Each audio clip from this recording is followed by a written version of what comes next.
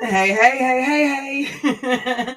Happy Tuesday, everybody. Yeah, we're going to get used to that. I don't know about and I wasn't ready for that. I was ready, but not that ready. Hey, y'all, it is 8 o'clock on this beautiful Tuesday, this windy Tuesday, because Lord have mercy. The wind has been sweeping down these here plains in O City. So, welcome, welcome, welcome. Come on in this room, get acquainted, get comfortable, all that good stuff. Go ahead, plug in your chargers, send the children on out the room. Tell them go mind the business. It's your time. It's time for the scoop. I am finding my link to share, so you have already done that. You're one step ahead of me. So go ahead while you're there, hit that share button for me for the one time. Let your people know, your mama and them, your cousins them, your line and them, know where you will be for the next little few minutes, chopping it up because we have got an amazing agenda in store per usual. But this one is kind of in the same vein as last week's conversation, which was chest kiss level amazing. So go back and check that replay if you need to catch up. Go on and do that for us. So hit that share button, let them know what's up, and then come on back to that comment section and say what's up. All right. And do that by dropping your city and state for us. Let us know where you are tuning in from. We do like to know just how far and wide this here show reaches from week to week. We are here in these internet streets. Okay. So we don't ask this just to, be like, oh, that's cute. No, it matters. So we do appreciate you jumping on in there and representing for you, your crew, your city, your area code. Ooh, wrong direction. Uh, uh, letting us know where you're repping from. We do very much appreciate that. All right, so now that I have hit my share and done my due diligence by hitting my comment, I can fully focus.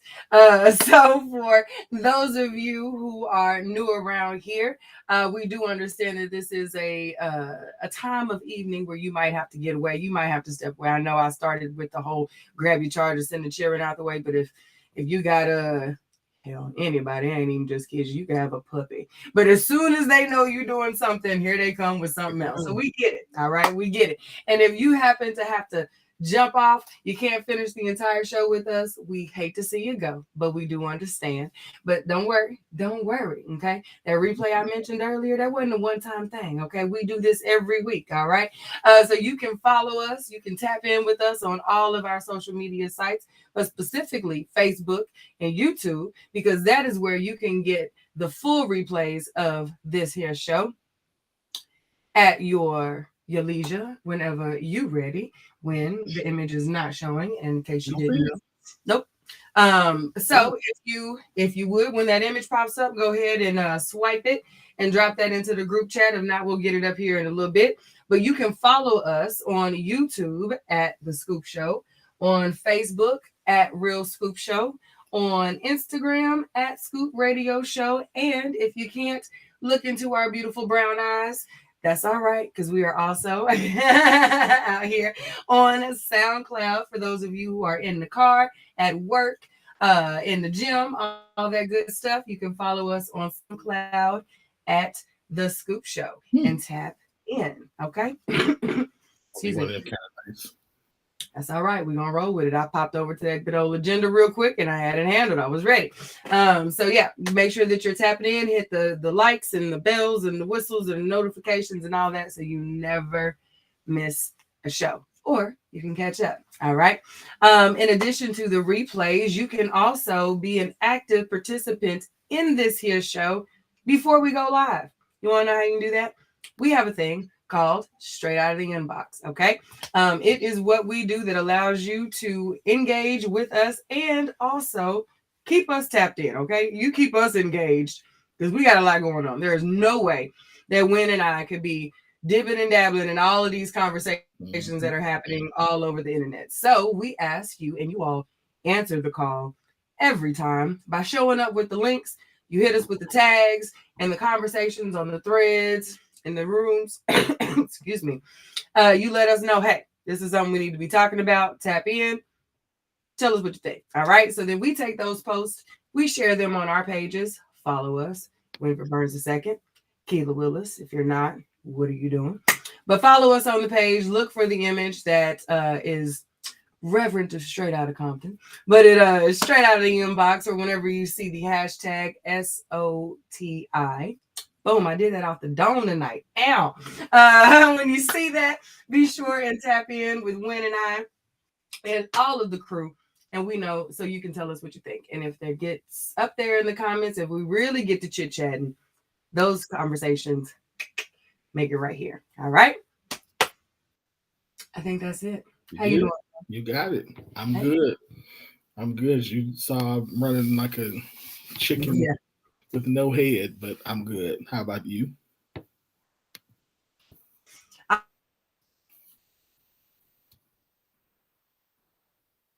Out longer than it needs to be, but with all this stuff blowing around, it really doesn't surprise me. But I'm good. Back at it. I took last week off to hang out with the girls for spring break. Y'all have spring break early. Yeah, we do. We talked about our break schedule last week and how weird it is. Y'all going? Did you go anywhere doing it? Y'all just so y'all home? No, we didn't. We didn't go anywhere. We hung out. We went shopping on Sunday, which was fun. Cool. It is so funny that, you know, I don't know if I've said it on here before, but I know I mentioned it on my page. I am not a fan of shopping. I am probably one of the small minority of women who have taken no joy in shopping. Like grocery shopping is the shopping that I enjoy. Okay. And it was so funny being there with the girls because both of them, while even though Anasia is like my fashion baby, like both of them had a real short fuse for the whole idea of like shopping. And I thought, yeah, genetic genes strong. Yeah, I guess. Ready to wrap this thing up. Like, let's go. We're getting this, and they be standing there with their stuff like, okay, and let's go. We eating it.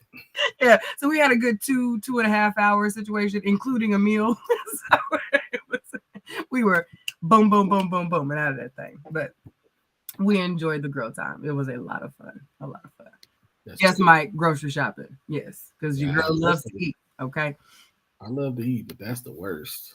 Oh, honey, you can send me in a grocery shopping, headphones, and a Target style basket. It's a wrap for me. Give me that smooth sailing, that new hotness.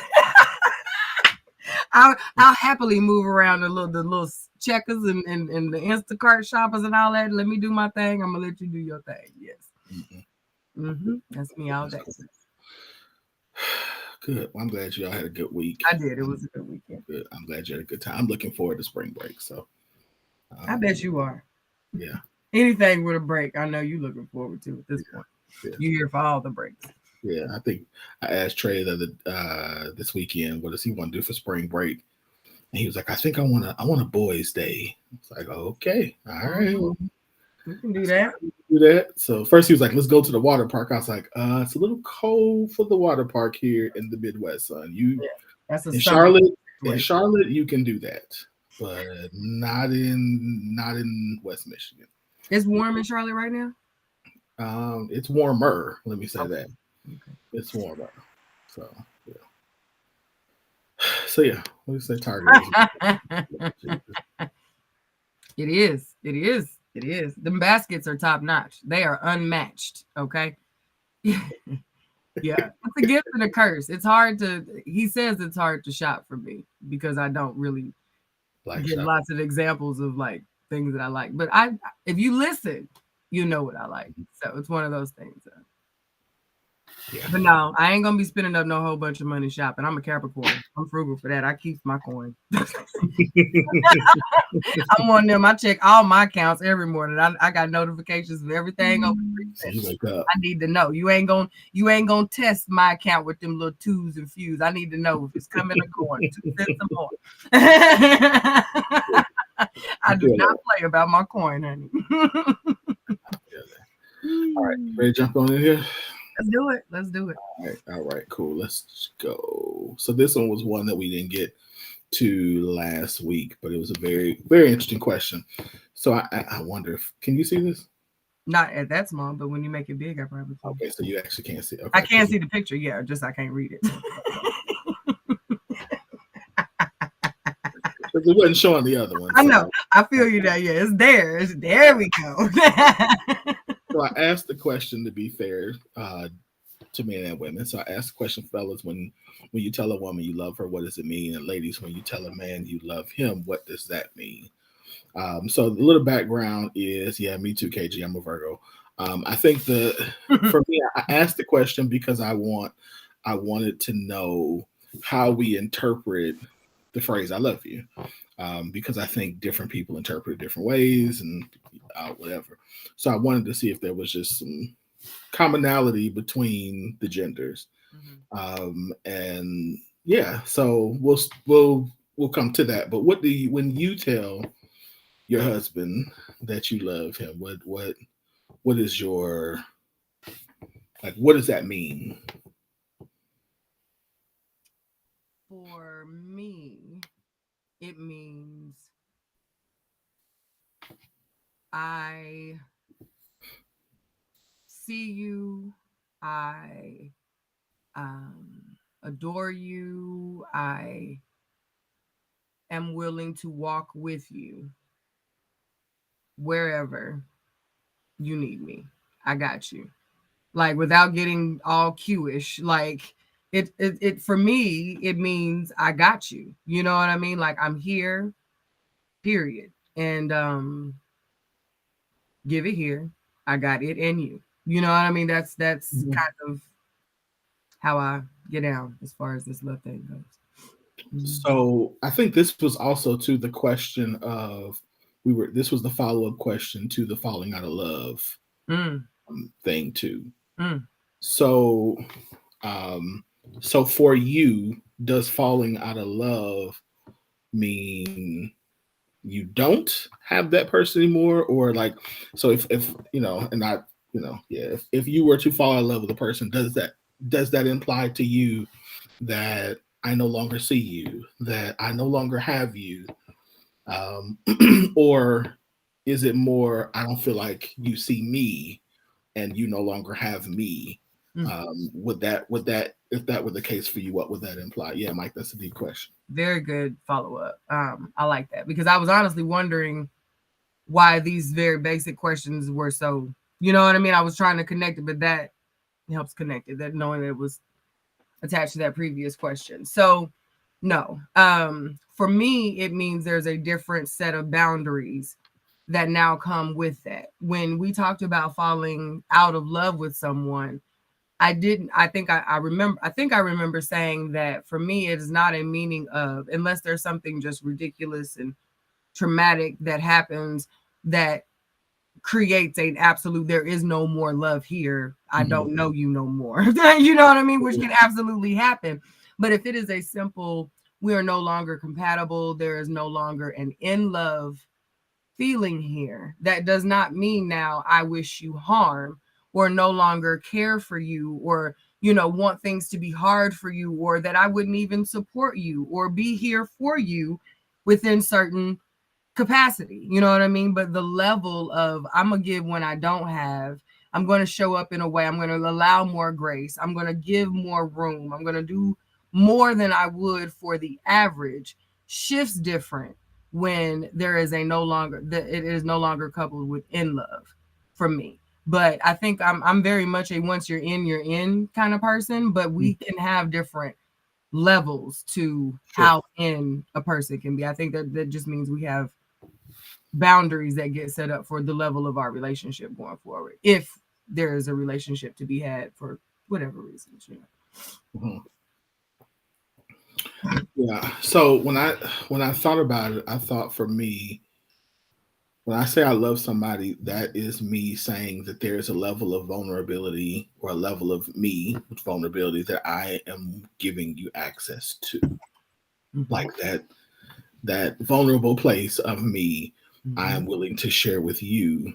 And it means I am, willing to I want to be somebody who is helping you reach the destiny, reach the purpose and destiny. Like I'm in to make sure that life for you is full. Mhm. And so I had to also ask myself the opposite question.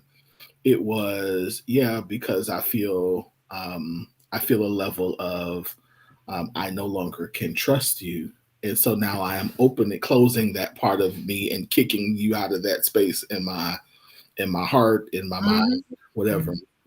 And and that distance now creates this not in love feeling, especially when you've experienced the in love feeling. Because I'm never one to I'm not good at hiding. You know what I mean? Like I'm not a like if I'm in, you know I'm in. If I'm out, Pretty quick. I'm out. And so I think that's for me is the is how I answered that question. And I thought about it.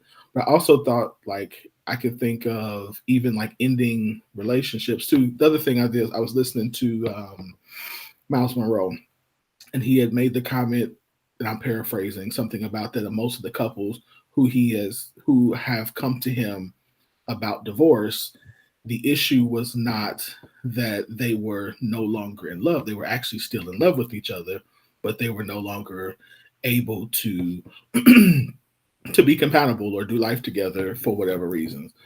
So again, it just made me wonder, like, okay, so which I think happens, which I think definitely happens. Well, I was some of this earlier. Let me say this. I don't know if I think we had the conversation. I actually think I don't believe, like KG just said, I don't know if a person can actually fall out of love. But I think you and I had this conversation. Yeah, that's what we talked about last week. This is kind of the reference of And so I was like, yeah, I could see that.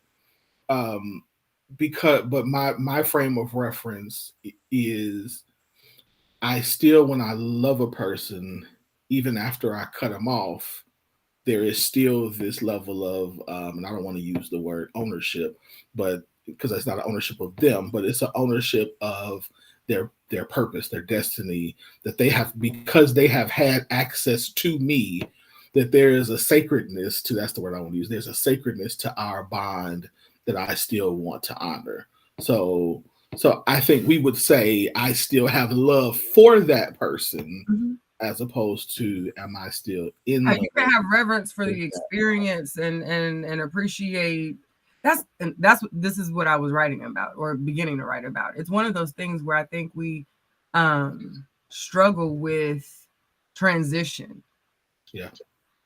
We struggle with our obsession, alliteration on the way, our obsession with possession and how it conflicts with our transition.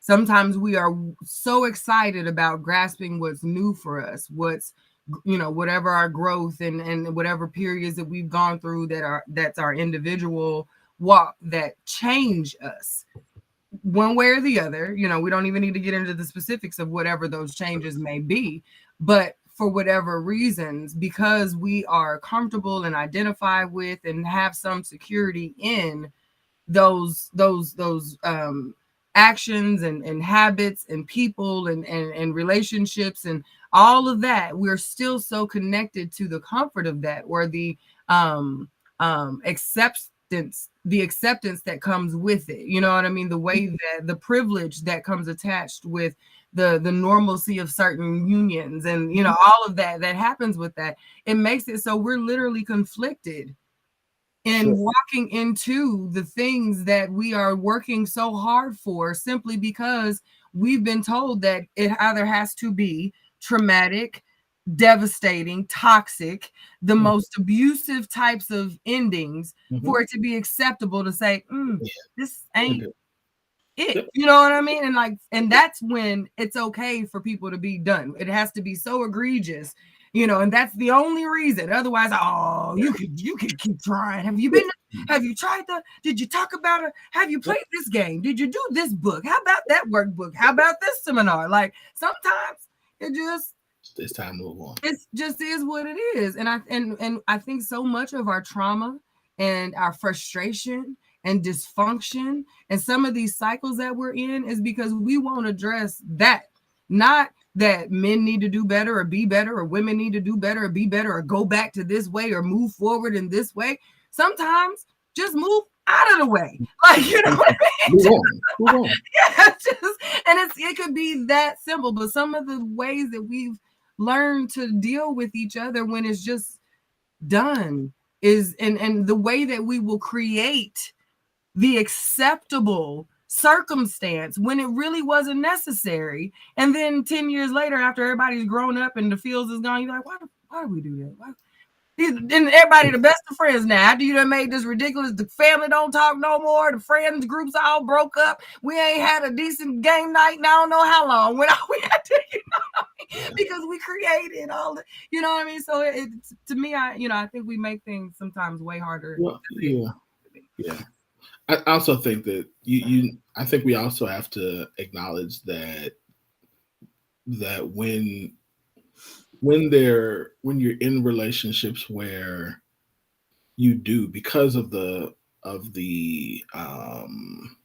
nature of what love is and what love does, there's also the desire to, like, we had it once, we could have it. You know what I mean? Like, there's this love for the memory. And so, I mean, I think there's all to it, but I think the essence of it is, so for me, I was thinking about, so what's the difference between those being situations where this is love and situations where this is something else, and in the beginning, or, well, what I mean is, like, how if I'm saying that I love this person, and my love for this person is saying there's a level of vulnerability, then first of all, where is that rooted in? Because, so let me back up. So I recognize that a lot of times when we love people, sometimes what we're loving is we're loving them from an unhealthy or dysfunctional place. Mhm. So am I saying I love you and I'm vulnerable because I am now identifying with something in you? Or is it that I recognize that there is something that we bring to each other that in our healthy space that allows us to continue to be healthier together? So I think those are two separate things. So it makes me go back and say, when you fall out of love, is this now that he or she has now healed, and now you recognize that the person who you are in love with is not the person who you are in love with because you're broken? Or is it something else? That's something about something else. Or is this just the natural evolution of people that doesn't always happen together, and so you still need to allow the space for the people to move and process at their own time? And I think that's where it becomes difficult, is we've defined the way that we have defined love often doesn't shift as we shift.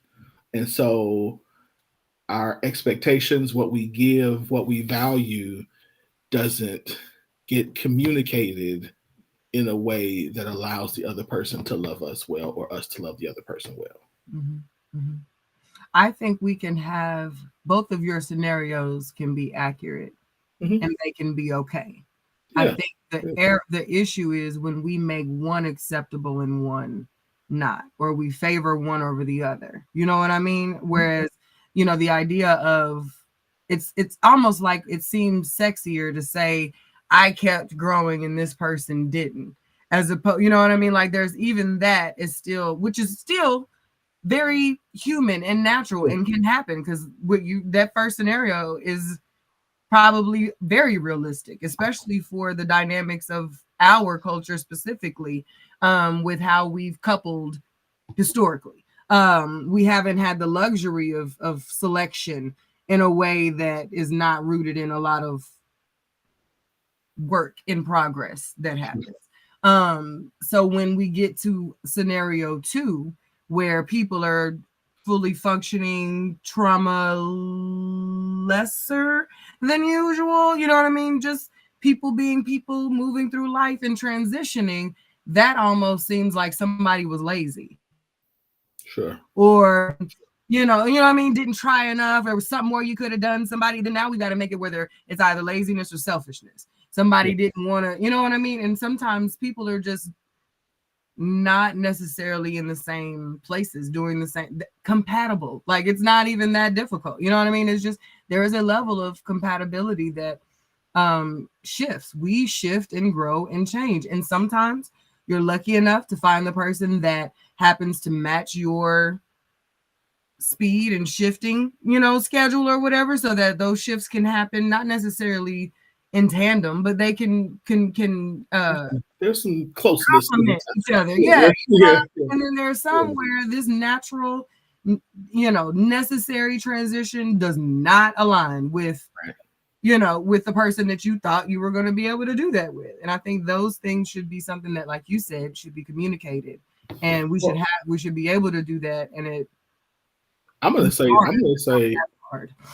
before it's communicated, I think the bigger problem is we don't even necessarily identify what's really going. Like, our natural tendency is just to not really identify. Is to either just fight through it because this is what I have to do, or just give up. We don't really take the time to identify. And I think the importance of identifying what's actually happening is it allows you to properly assess what the motive or what's going on or the other person. Because if it's really, hey, I've adjusted and I'm using me as an example, not like I've adjusted and evolved and she hasn't, then now that says, okay, so does this mean, like, have this person have the proclivity in their past to evolve and change and grow, or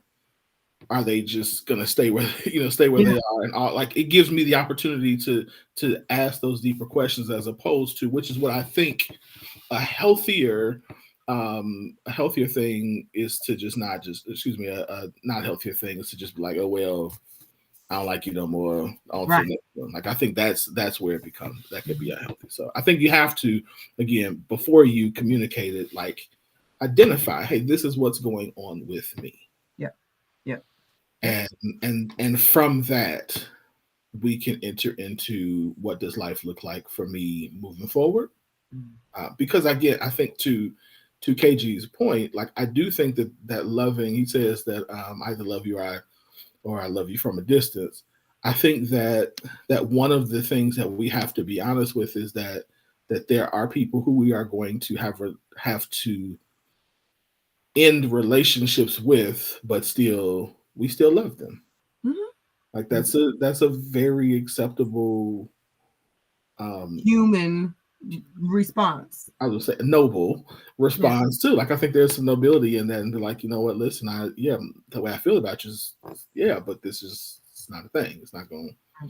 We can't do this. So I think that there's different, there's levels to this that have to be be worked through, communicated, identified, communicated.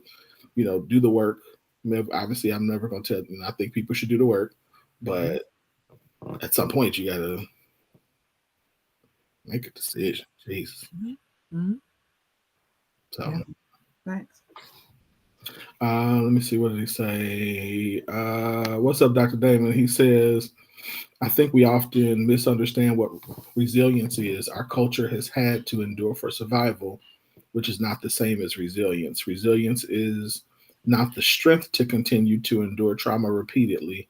Resilience is having strength to grow and thrive despite the experience without re-traumatizing. Resilience also looks like moving on after you survive. Yeah. Yep. That's a good one. That is, to me, the difference in surviving versus thriving. In a lot of, we often, that's another one that we get confused. Just because we made it did not mean that was necessarily the best possible circumstances for us to do that. You know what I mean? To get where we're getting. And we have to acknowledge that survival experience adjusts how we view things much differently than those of a thriving experience that had a thriving type of experience. And it's not so much of I'm going to discredit or disregard those who thrive when I survived. It's a matter of knowing that there's differences in those experiences and being willing to see what's different in how I got here and how this person got here. And is there a place for us to meet in the middle? if that is an understanding or if that is in how I can transition into more of this as opposed to what I've come from. I think so many of us have felt our victory rocky moments when we've gotten through certain hurdles and obstacles and feel like that's the only way because that was my way. Right. And that makes it so it's hard for us to even begin to try and understand the experience or value the experience of the other side because we have no connection to that. But that's how we get to next. If no one from the other side ever reached back to show us what it looked like, we think the other side was lit. The best side, you know what I mean? But that whole reach back that we talk about is thriving to surviving. That is Yeah. essentially the reach back. And yeah. Yeah. But I will say I do think that that's a for us that's a stage.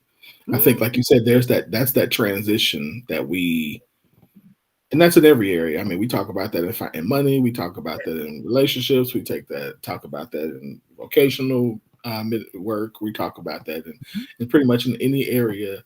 It's like there's a difference between how you navigate life when you are in survival mode versus when you are in thriving mode. Like Yep. there's two totally different things, and we have yet to master that because again, historically Yeah. What experience do we have with that? we survived. Yeah, we survived. And anytime we got to thriving or got close to thriving, something in culture or history Yeah.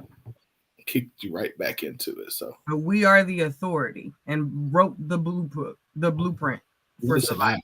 Oh yeah, we survived. Ain't nobody out here trumping us on survival. We got that. I think it's time for us to learn a new thing. It is. Absolutely. I think we are. I think we are. It's time to graduate. We take us a bump. Yeah, we are. Yes. Absolutely. We take us a bump. So, all right. Anything else on that one? No, that was good. That was good. Mhm. Cool.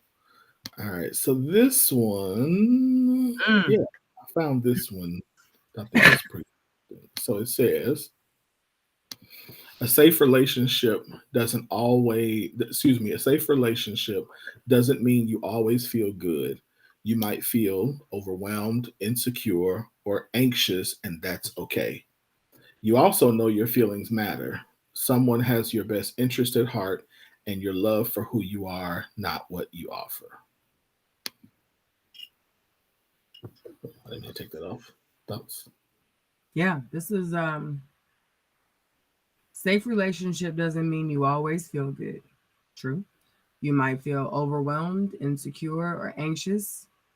Yeah, that's human. And that's okay. That's an invested human. Yep.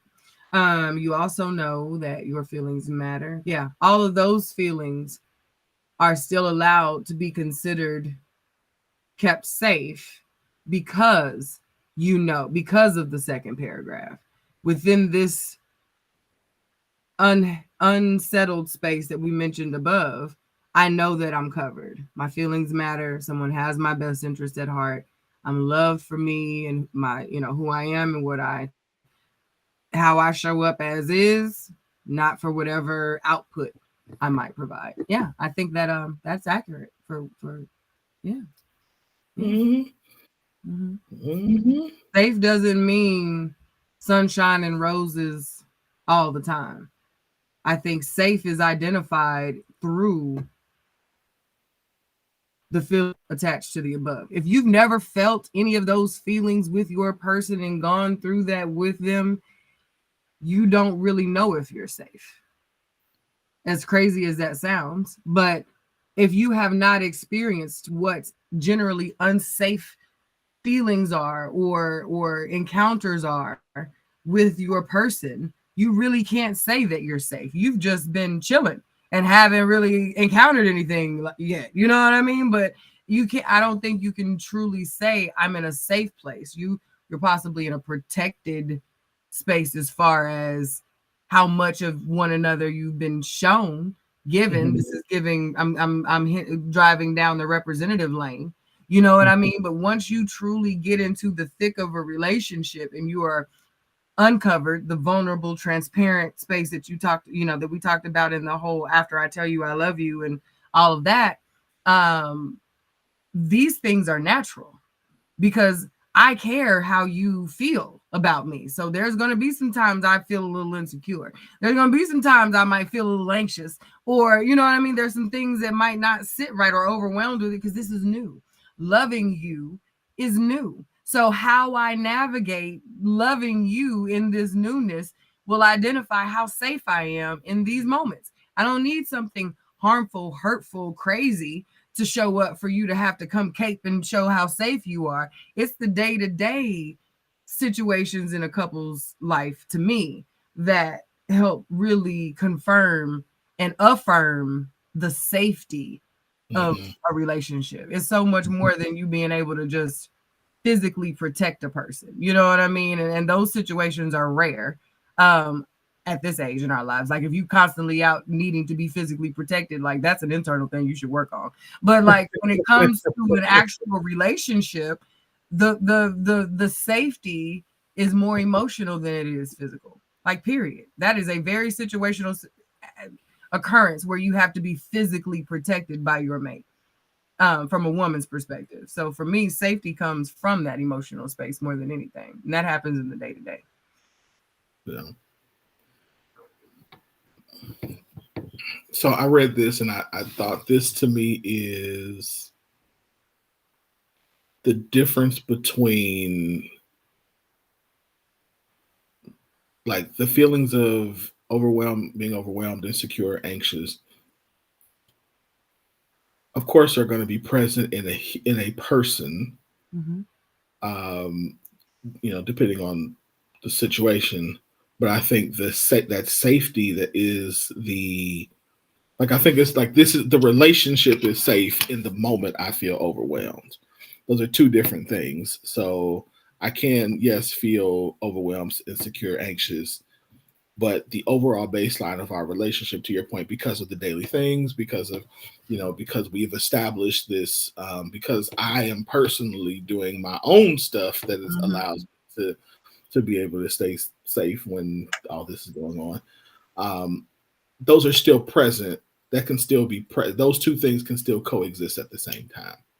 I think where this becomes problematic would be when the relationship is not safe and I'm constantly feeling overwhelmed, insecure, and anxious. Yes. So if we have not established that as the baseline, the standard operating way we operate in our procedure in our relationship, then my feelings of being overwhelmed, insecure, anxious now take on a different meaning because now this relationship that should provide me a level of protection, to your point, the emotional protection, the emotional safety, the should all be present inside of this relationship because we have established friendship, because we have established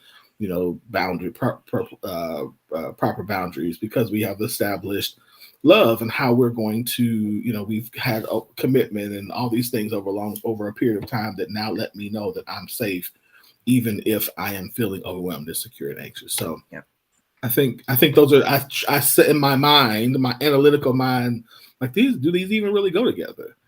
But then I said, okay, if the relationship is not present, then let's say you're speaking to the difference between emotional safety and commitment safety. Yes. Yeah. So I think for me that would be the both would have to be there. Yeah. Yeah. So your feelings matter, best interest. Yeah. So I think the second half is really what figures what makes the relationship safe. Yeah. Here's now, I'll tell you this. Now that last part, was one that used to struggle with. I still sometimes struggle with at So times. not what you offer. Yeah. Yeah, because I think for me, there was a period of time where I felt like that was like who I was and what I had to offer was the reason a person. And so if I didn't offer that, and I don't know if this is a man thing or if this was just a me thing. I don't know, but It's I'm a sure I'm person sure other people feel like that too. thing. It's a Yeah, giver thing. yeah. So I know that like even there are times now where I still have to remind myself just because you can't do this does not change the value that you bring to your partnership. And so Mhm. you have to like I have to tell them some there's still moments I have to say that just because you can't buy this right now or you Yeah. can't do that or you don't live here, like I have to at times remind myself because for me, I think number one is it's just a part of my expectations. Like I have an expectation of myself, and so if I'm not meeting the expectation of myself, that's a problem. And used to be a much greater problem than what it is. But I also think it has something to do with, yeah, again, just my expectation, or maybe the expectation that was put on me that these are the things that as a man that I am required to do Yeah. to be worth the love or the admiration or the honor or the respect of a partner. Mhm. And so even deconstructing that has taken a lot of work because again, yeah, what you offer is great, but I'm much more than a check, baby. Yeah, yeah, yeah, yeah, yeah. I that's a really good call out that you made because for whatever reason that I'll probably have to marinate on and discuss later. But that last part was the one that honestly, before you started speaking, I was thinking to myself, how does that fit with the rest of what's being shared? Honestly, the not what you Mhm. offer part is as it relates to feeling safe. Um, but what you just said, as far as you know, I don't know if it's a me thing. No, that is very much a human thing, I think, because we've discussed. I know it had to have been last year, where we were talking about in relationships how a lot of women feel that if for whatever reason, if they were to become medically incapable of being physical with their husbands in any one way or the other, they really wonder if they would still be a wife. You know what I mean? And my question, my follow-up to you in this whole line of conversation is how much of this feeling would we like to or do we expect our partners to also speak to like affirm in us when we have identified that this is something that concerns me, whether it be a me thing or not. This is something that I do struggle with. I'm working on it. I'm myself to things. I'm, doing my work to make sure that I do that. But how much do we expect our spouses to Yeah, also feed that reassurance in us? yeah, that's a good question. I think that how much should we or how much do we? Let's go with should. We can talk for a long time on do we. Let's go with should. I think that we should expect the person who we are partnered with to first of all be because we tell them to be aware that this is Mhm. a thing for us Mhm. and to have the wisdom that if they see us going down this path to be like, hey, that's not, to speak into it. Yeah. um I mean, I can't how often. I mean, I don't know, Yeah. but Yeah. I do know that that's something that I think that's a reasonable expectation. Even though you didn't ask this, I'm going to partly answer that, but I think part of the reason I say that is because I think that if you know or think that this is how you are, you really shouldn't be in a relationship. You should really take time to to back up and work on and deal with you. Because if what about you says that you're the kind of love that, or being that you're not worthy being loved unless you can offer certain things. And so we need to deconstruct that and then get that to a place where it's at least where we're at least functional. Because if we don't, what happens is we put our partner in the position where they're constantly having to pacify something that, number one, they didn't fix or break. That they didn't break or fracture. That, number two, that it's not their responsibility to completely fix. Yeah. And three, then when they do, or if they don't, then now we're ready to move on from the relationship because they didn't give me what I needed. And it's like, no, they couldn't, because what you needed was Jesus and some therapy. And so you it wasn't something that they can do. So it's like there's this whole, so I think that there is a reasonable expectation of, I know this is a thing. I know this is something you struggle with that you're working through. What you just said to me sounded like that. That's not how I feel about you. I value you for more than that. And okay, you're right. Let me go to my corner. Go to my corner, work on me. Whew, okay. Right. Yeah. Well, how would you answer that question?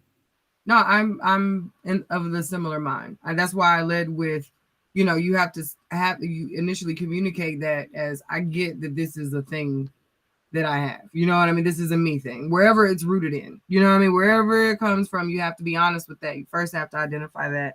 But after you communicate it, I think it is not the sole responsibility of your partner in any way, not even like a good chunk of their responsibility. I think it's something that they should be aware of and can be empathetic and graceful enough to address it with you with care when it happens or when they see it happening.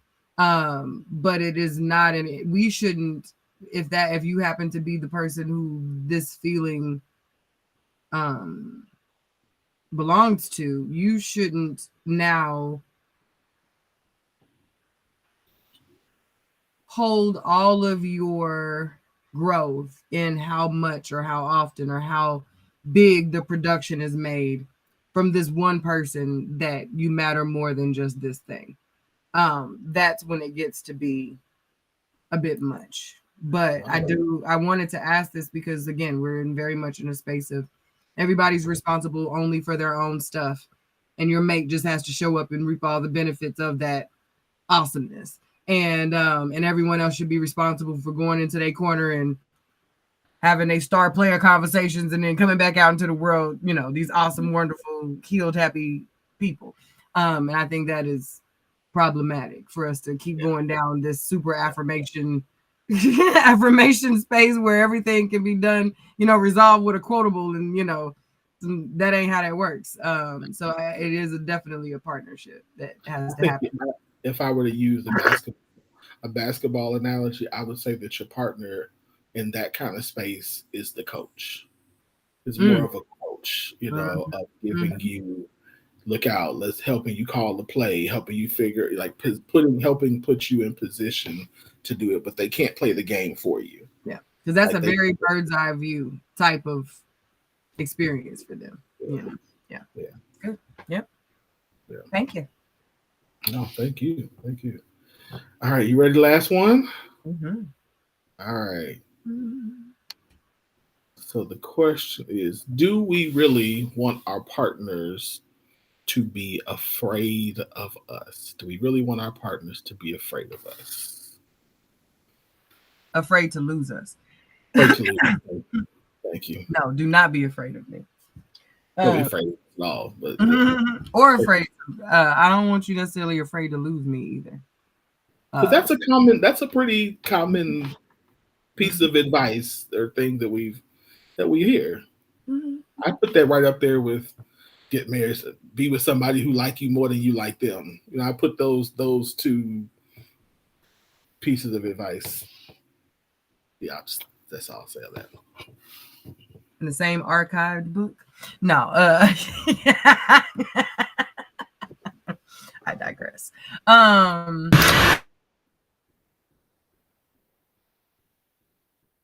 be afraid to lose me.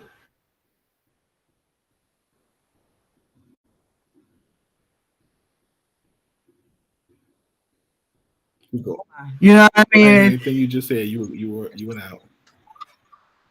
Can you hear me now? Okay. Nah, I can't hear you. Like your microphone might have went out or something.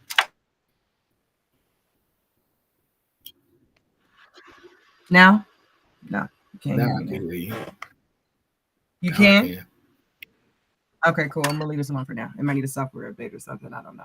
The whole show has been telling me that my primary microphone has been disconnected, and then it'll go away. But this was the first time you said you couldn't hear me, so I thought it was fine. But I'm just gonna leave that over there now. We're gonna try that later.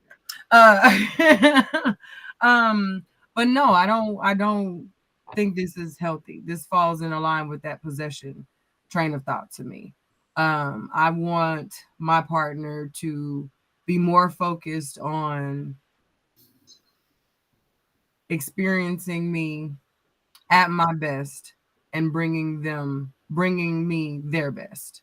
Like that's, and as long as we're loving each other the best way we can, I think we will spend the maximum amount of time with each other. But if you love me out of a fear of lack, that's going to always leave you a little bit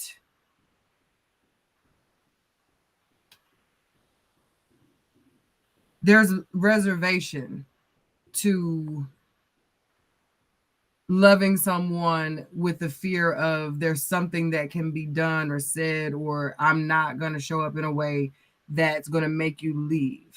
You know what I mean? Where you feel as though there's something aside from the egregious, terrible things that me being just who I am is not going to be enough. So now I have to be whoever it is I need to be for you to stay here and love me. That's not healthy. That I need your full you, open, free, clear, whatever, Erky, Aggie, whatever that might be. Show me that so that we can move forward with that. And then I can choose to be loved or to love as is. But don't love me out of a fear. I want you to dig the hell out of me where now, ideally, you'd rather do it with me than without me. But I don't want you to move in a fear space when loving me. No. Yeah. Yep. So I'm of course, I got when I read this, I immediately thought of the scripture, there's the scripture that says that perfect love cast out our fear. And so that's the first thing I thought about was how like, man, how does that fit into that? And maybe then I thought, okay, maybe we were trying to say something else. Were they trying to say something else? And of course I could make up what I think they were trying to say. I don't know. But I absolutely don't want my partner to be afraid to lose me, even though I'm pretty darn awesome.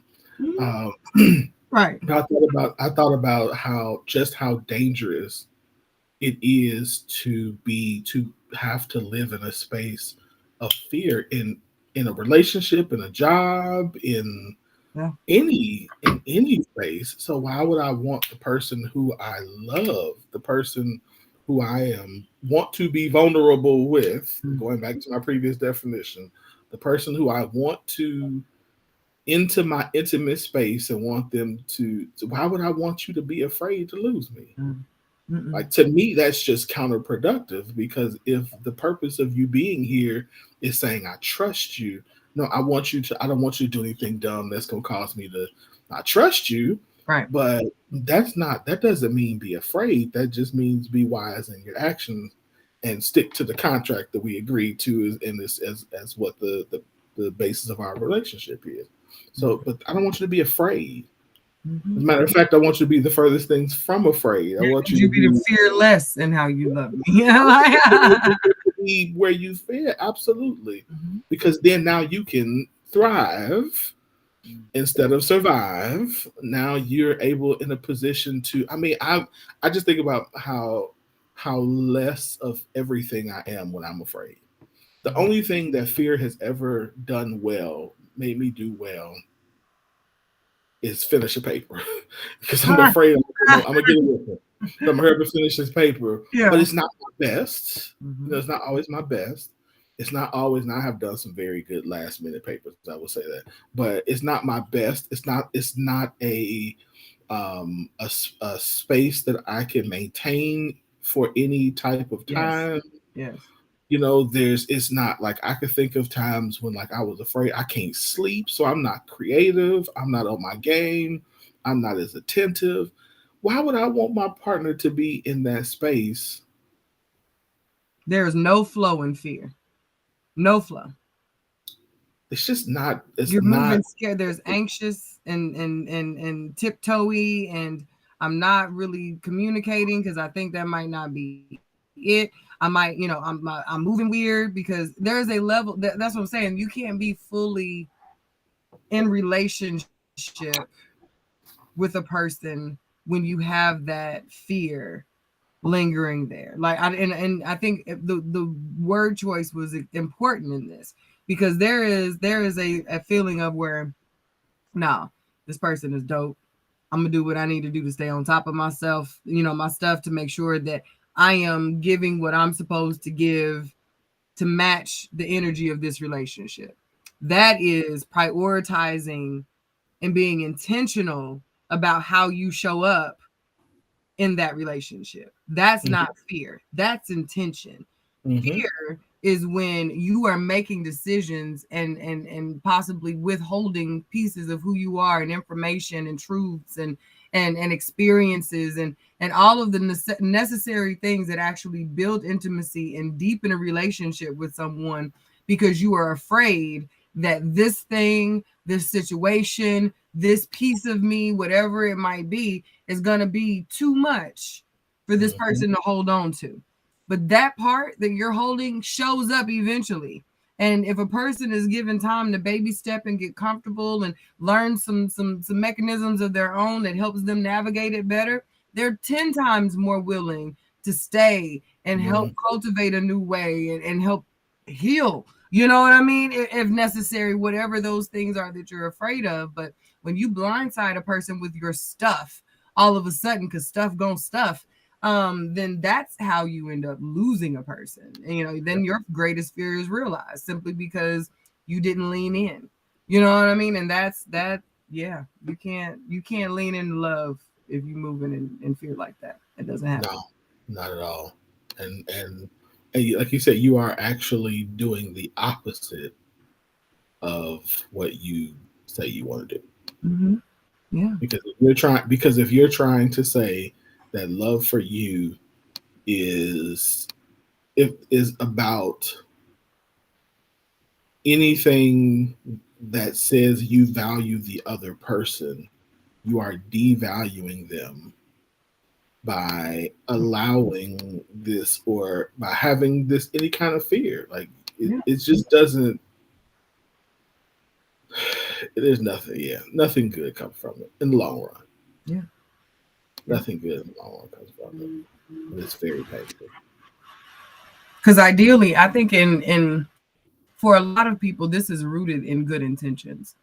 It's rooted in I care for this person so much. I want to make sure they're like we're trying to keep them safe Mhm. moving in our fear because we've talked to ourselves so much about our stuff. Our self-talk has made us believe that whatever our stuff is just so oh my good. Oh my god. I can't possibly. So because I love them this much, that's my past. That's my stuff.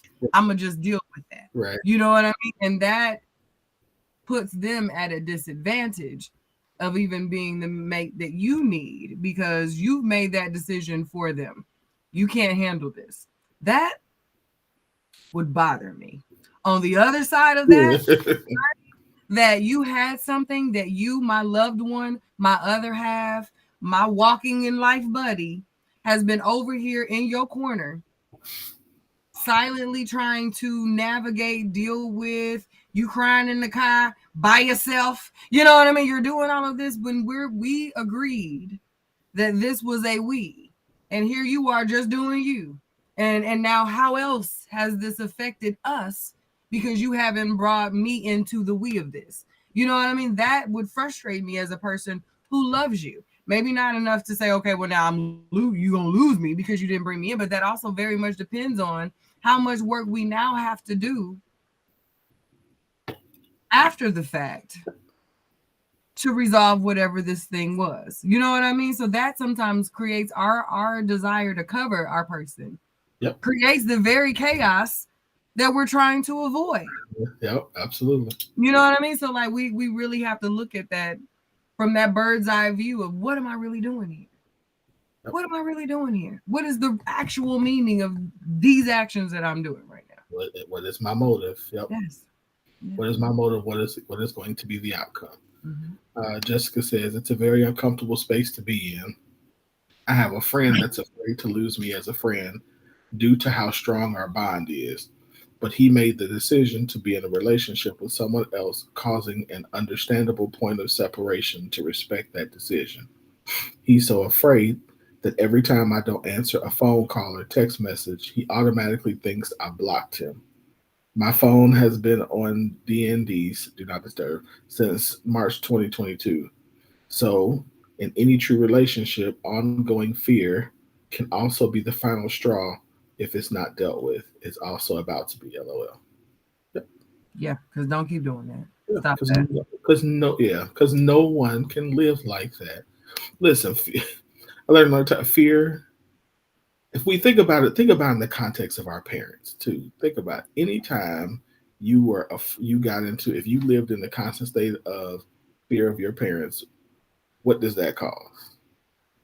That is the ground. Oh, bro, why did you use this example? You know, in the soapbox I didn't kept in my. Oh, I forgot about that's that. But I'm just saying, but in that's the grounds for rebellion. Yeah, you are just asking for rebellion. You're asking for separation. To her Jessica's point, because no one can stay a person. We are created to be beings of love, and we will reject any environment that is surrounded in, rooted in, soaked in fear. So this is why we are attracted to places of love and safety.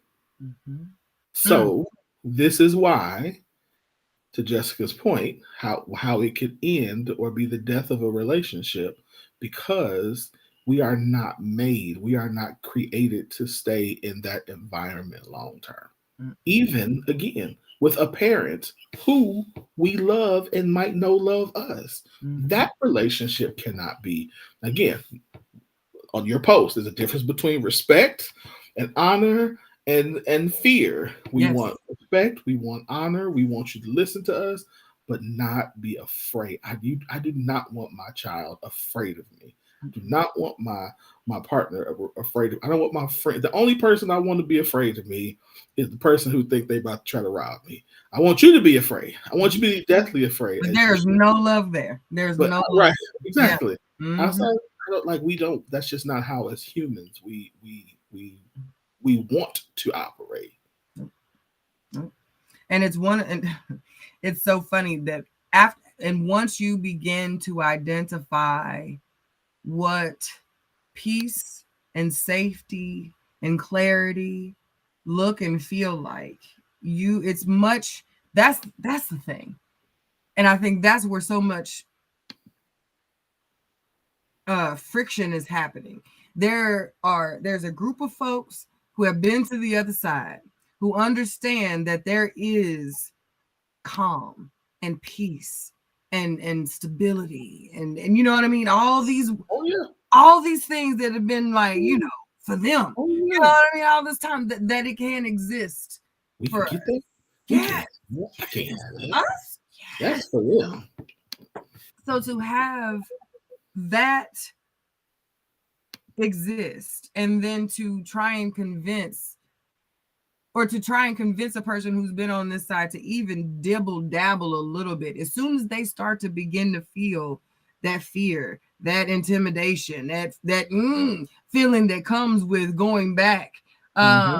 it hits different. And Mm-hmm. even before you fully transition, like as you start to get into that and you start to say, oh, okay, that's what I like that. Okay, let me spend a little more time over here and getting over there. And then they remind, oh no, but wait, we got this thing. You remember that appointment we met? No, I ain't gonna be able to be there for that no more. You know what I mean? So you start to slow, and Mm-hmm. the spidey senses tingle. You know, you get all Mm-hmm. the feeling, and it feels like it's the first time you've ever felt it, and it hits in a way that feels like, oh no, like it's so. And that's why I think we get so much of that adamant, oh no, baby, you can keep that. You know what I mean? Because Yeah, I'm not once going you, back. yeah, and we'll fight you to the death about it. Oh, there's plenty over there for you, but I won't be joining Mhm. you. You know what I mean? And go find one of those people to do that with Absolutely. if that's what you want to do. But it's one of those, that's self-care, and it's also care for them too.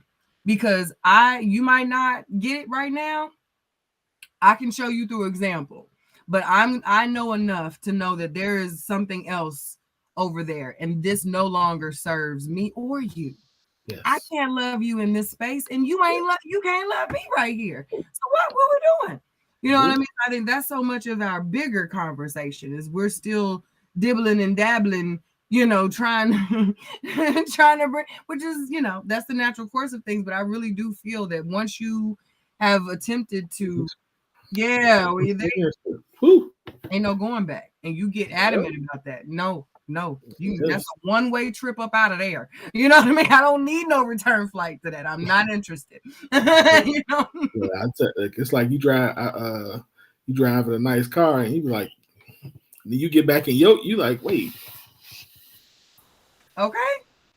look, I messed around one time and sat in first class. I was like, Oh, ain't nothing like it. I love this it. body was made for first class. This was not a coach body. This is the Okay. first. This is This is this not isn't even acceptable. Yeah. this isn't even a exit row body. This is I need first class. Like you Yes. get comfortable Yeah. with love, and you like, where's my hot towel? Y'all Hmm. don't do hot towel? Y'all, I forgot y'all don't do. I need Oh a man, menu card. Like I should have selection, sis. Like what is wait, this? somebody's supposed to take my coat, and you This is a bag of air with pretzels. I don't want no damn pretzels. Biscoff cookies. Give me some food. Like, Yeah, yeah, it's middle. so it's the same thing. It's you get used to, and I think so. I think that for some of us, it's because we have been so used to operating in that space of fear. There is also a fear of not operating in that space, and it's almost like you just Woo. experience that space of not. Clay and I were talking. We were talking a couple days ago about what it feels like to make the transition from operating financially from a space of being afraid financially to like now. Okay, I have. Wait a minute, I haven't paid all my bills, and I still got some. I still got a little change. Yeah. I still got Yeah. some. Like Mhm. that's a hard transition because you don't know.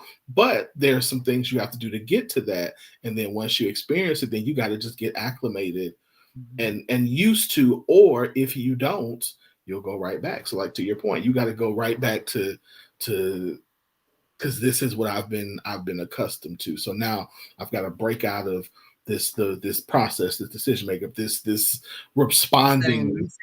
yeah, Yeah. this default setting. I would say this default setting of fear, and that's hard. That is definitely a hard thing, but it's worth it. Get you a hot Mhm. towel, baby. Get you a hot towel. First class is fun. Hmm. Hmm. First class is Yeah. fun. It is. It is. Yeah. We don't have much experience with what that looks like yet.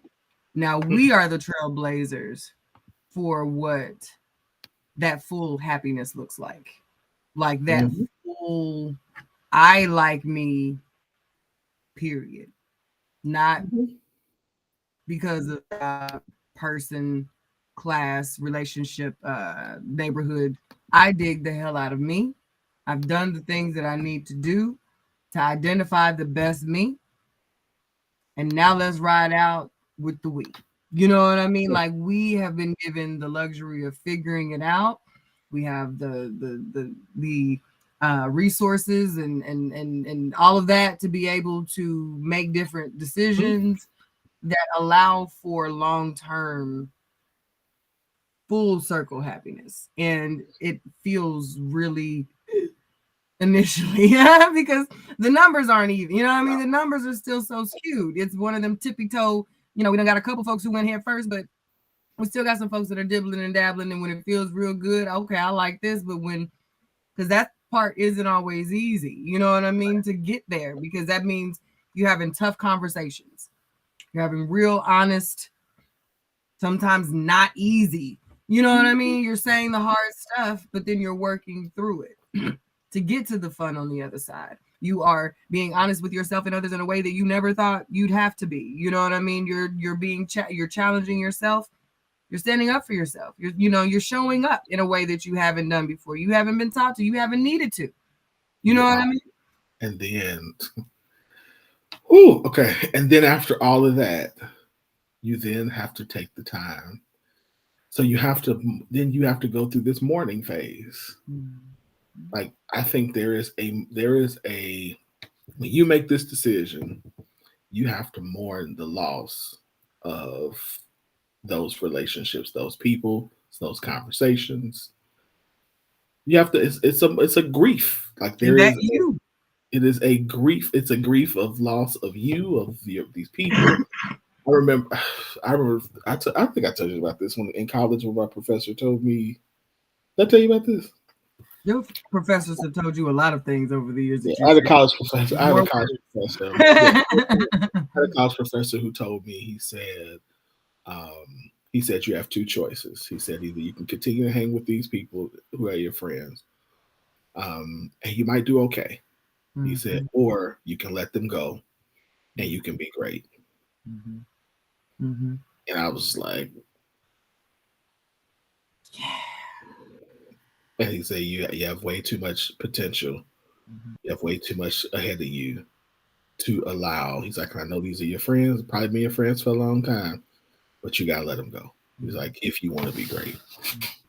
Mm-hmm. I was just like, and that took, and I mean, I obviously made the decision to let them go, but I mean, it was hard. It was a mourning period of making a decision, because even though it was and I've had to make the decision multiple times, but it's just the reality of what happens. Mm-hmm. Mm-hmm. We all move at different speeds. Yeah. And yeah. We like saying everybody can't go, when we happy to leave somebody behind. But when you recognize that this is your ace, your day one, your ride or die, the person you call when you, having your moment or having your good, your bad, your otherwise. Yep. When you realize that they are simply not coming with you in the way that they have. Not meaning you ain't never gonna have a conversation with them, or they can't come to your celebration party when you get there. You know what I mean? They definitely can get an invite. However, they're not invited into the boardroom. They're not at the brainstorm sessions of making this next phase go. That is hard. It's very hard. It's very hard. Yeah. That's very hard. All right, I'm done. This was a good one. The last 2 weeks have been a good grouping of topics that have kept me thinking long after we signed off. Some good stuff going on. Mm-hmm. Mm-hmm. Yep. I'm going to say this. I think that what I want to encourage people to do is to really assess. I want the people to really assess who they are. And so here's what there's a gap for a lot of us. There's a gap between who you are and how you're showing up. So, or who you want to be and how you're showing up. That's what I'm saying. And really assess what is happening in my life that is hindering me from showing up the way I know I can be in my relationships, in my health, in my money, in my job, with my children, with my partner, like in every aspect of your life. Because I think that for a lot of us, we have spent the first half of our lives being afraid, reacting, surviving, um, wanting more, but not knowing how to get there. And when you do that, when you move beyond fear, you begin to move with a boldness. And I don't want to say with a recklessness, but with a confidence. Yeah. Yes, I might not know how, but I'll be doggone if I don't figure it out. Mm-hmm. Like there's a confidence that I can do. I am not going to allow who I was or how I grew up or who I hang Yeah. around to keep me here. I can no longer afford to do that because there is something in me that is calling me to become this person that I know on the inside I am. X. And as you remove that stuff, remove the layers of BS, you will find that you can do more than you've ever thought you could do. Yeah. And you will find that a few good decisions will change the course of your life for the better. Mm-hmm. Mm-hmm. That's a word, my good brother. That is a word. Yep. What you got? You got any final thoughts? Other than now, I'm thinking about that. But no.